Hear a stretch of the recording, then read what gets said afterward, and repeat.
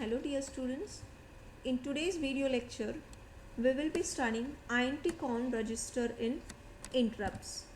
So there are different registers in interrupts. Amongst that there are INT-con, INT-con2 and RCon. INT-con register. So basically this is a register which is generally used to control and see the statuses of interrupts. INT-con register, it's basically a register in which we can either read or write. So it is called as a readable and a writable register. It is a 8-bit register, and as I already told you, it is used to watch the statuses and see the controls of the interrupts. This register contains various enable bits for all the types of interrupt sources, and we already know, or we have already discussed the sources of interrupts. You may either have an external source or an internal source. External source for interrupt may have the hardware pins, whereas internal source of interrupt is nothing but the interrupt which has occurred due to the processes of timers or the converters like ADC. So as it is a 8-bit register, one by one we will just have an overview of it.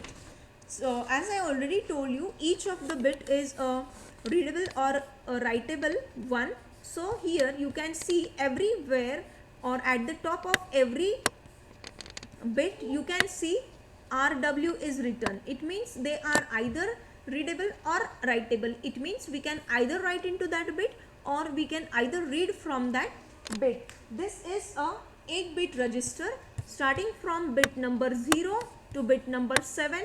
So in all these are 8 bits. The first bit is GIE, that is nothing but global interrupt enable bit. Before this, I would just like to tell you a few of the important considerations or just analysis. If you find F here written in the registers, it means it is going to see or check this flags. Okay, if you see E, it means it is going to enable. It's going to enable. And if you find the letter P, it means it is going to be working on the basis of priority. Okay, so the first bit is GIE, global interrupt enable bit. So this bit can either be 1 or 0. The simplest way to understand the function of this bit is just try to recall the example which I gave you. The same example that if you are playing on your cell phone, you are playing a game on your cell phone, and if you have a sudden incoming call on it, this shows that interrupt has occurred. So if you want your processor to notify you about the interrupt, this bit should be set to 1. Else, if you want to disable, it means if you don't want any interrupt coming on your device, at that time this bit should be 0. So this just enables or disables the interrupt according to the requirement. Then comes the next bit, that is bit number 6, that is PEIE. This bit stands for peripheral interrupt enable bit. So this bit allows an interrupt to occur when a write operation to the EEPROM, that is E square PROM, that is electrically erasable programmable read only memory, has completed its writing process. So this is required in many of the programs because writing onto the E square PROM requires some time. So setting this bit allows an interrupt when the write to E square PROM operation has been completed. So this disables all the peripherals and it enables only INT 0, timer 0, or if there is any change in the port. Then comes the next bit, that is bit number 5. You can see here this is bit number 5, as this is bit number 0, 1, 2, 3, 4, and this will be bit number 5. So it is T0IE. It is nothing but timer 0, T for timer 0 overflow interrupt enable bit. Already I gave you an example when this overflow condition is going to occur. So timer, if it is a 8-bit timer, it is going to have the locations from say 0x00 to 0xFFH, right? So this is the maximum limit. This is the maximum limit.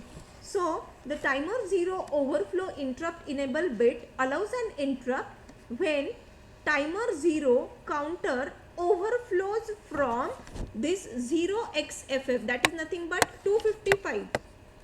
It is nothing but 255 back to 00H, that is 0. Okay, so setting this bit allows timer 0 interrupt, and if this bit is clear, it at that time it will disable the timer 0 overflow interrupt. It means if this bit is 0, it will not indicate us about the overflow. Bit number 4 is INTE. INTE external interrupt enable bit. INTE is nothing but external interrupt enable bit. So this is set to 1, or it is 1, which enables the external interrupt, and if it is 0, obviously 0 indicates disabling the bit. So external interrupt enable bit, this bit allows the interrupt from a clocking signals applied at the pin RB0. We know what is pin RB0. RB0 is nothing but, if it is B, it means it is a port B, and we know these ports are nothing but the register, and 0, RB0, it means 0th pin of port B, 0th bit of port B. Okay, interrupt occurs on rising edge or falling edge. Okay, this will be indicated by this bit number 3. Similarly, sorry, not bit number 3, it is bit number 4. It is bit number, now it's bit number 3, RBIE. It's bit number 3, RBIE. RB is again related to port B. Okay, and I for interrupt enable. If it is 1, it's going to enable. If it is 0, it is going to disable. So this RBIE, it is nothing but a port change interrupt enable bit, which allows an interrupt when there is a change in the state of RB7, that is if the bit number 7, 6, 5 and 4 of port B are changing, and if this bit is 1, it will be indicated to us, and if it is 0, it will be disabled. If it is 0, it will be disabled. Okay, so this is the important point about RBIE. Then comes bit number 2. Bit number 2 is T0IF, timer 0 overflow interrupt flag. If it is 1, TMR0 register has overflowed, and if it is 0, it's not overflowed. So T0IF used by the device to indicate if the interrupt was the result of timer's overflow or not. The next bit is bit number 1, INTF. Bit number 1 is INTF, int external interrupt flag. It is used by the device to indicate if the interrupt was a result of clocking signal of RB0. RB0 is nothing but port B 0th bit. Then is the last bit, bit number 0, RBIF. It is nothing but RB port change interrupt flag bit. It is one, at least one of the bit, that is from RB7 to RB4. These are ranging from 7 to 4 pins, change the state, and if it is 0, none of the bits have changed the state. It is used by the device to indicate if the interrupt was the result when 1, when at least one of the bit among 7 to 4 pins are changed and it is 0, it means there is no change in the bits. Okay, so this was all about the INT con register of interrupt. Thank you.